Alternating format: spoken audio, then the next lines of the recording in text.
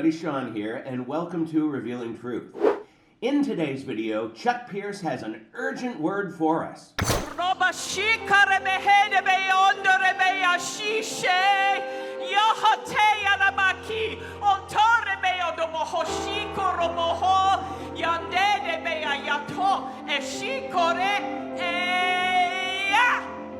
And that is how this video actually starts. So that's not good. Even for the people that say praying in tongues is different and you don't need a translator, this lady was obviously addressing the crowd and by biblical standards should have had a translator for that gibberish.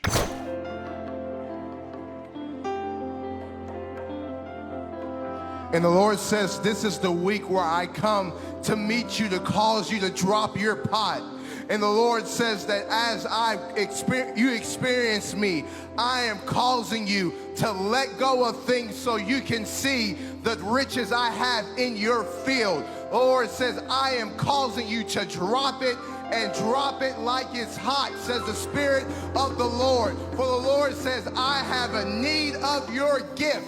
I have a need of your resources, and I am going to supply your need so you can meet others' need. I say drop the pot this week. I say drop your pot this week so I can pour you out like a drink offering, says the Spirit of the Lord.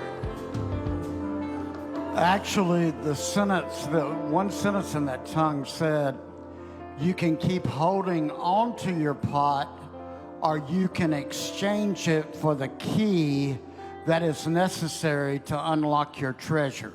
Oh, my mistake. It would appear that Chuck Pierce is the translator. I'm curious to what language that was he was translating.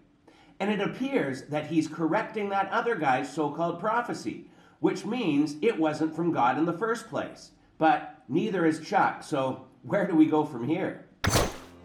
Now, that comes from John chapter 4, where the Lord shows up with the Samaritan woman and times his meeting very carefully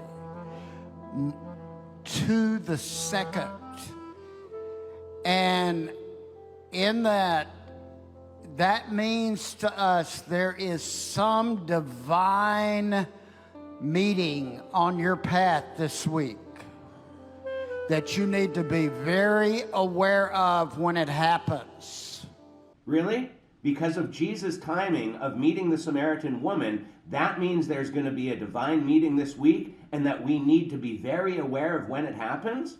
Wow. Who would have thought that Jesus' encounter with the Samaritan woman was actually a prophecy waiting to happen in the first week of April 2025? And who's he speaking to? It would seem his whole congregation. So every person there is going to have a divine meeting this week? Is this also for the people watching it on YouTube? I mean, after all, he did post this for us to watch. And then once he began to he had to clear religion out of the way. He had to send his disciples away because, first of all, he was crossing over into beyond the prejudice of the Jews. You're going to have to get past your prejudice. Now, I don't usually do this on a tongues message, but this one is important. You're going to have to get past your prejudice to have the meeting you need to meet this week.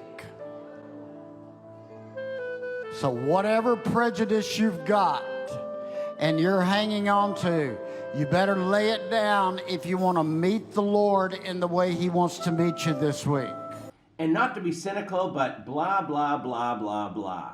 Chuck Pierce is one of the false Trump prophets, and you can see many of his false prophecies on the site in our connections, because there's video after video and link after link of specifics on his false prophecies and false teachings. And we've got a playlist here on Revealing Truth as well. Anyhow, Chuck's so-called urgent prophecy was just another vague bunch of whatever. But unfortunately, there will be people in his church that claim to have a Jesus encounter that week and therefore justify that tongue talker, and Chuck is a translator as well. And look, The urgent prophetic word we just heard was a day ago, but God gave him another urgent word 18 hours ago, and another one 18 hours ago as well, and another one just 7 hours ago. And God's giving Heidi Baker and Dutch Sheets urgent prophetic words too. But not just them, we've got Kat Kerr, Cindy Jacobs, and Robin Bullock. And hold on a minute, when did Chuck get promoted to apostle? I must have missed that one. What was that verse again? Ah, yes. Many would call Jesus Lord and claim to have prophesied in his name, but Jesus will say he never knew them and they'll end up in hell. And as despicable as these false teachers are, we don't want them in hell. We can only pray that God would convict them and that they'd stop with this nonsense. Anyhow, sorry for being a bit cynical with this one, but we're going to leave it here for today, so leave your thoughts below, and until next time, take care and God bless.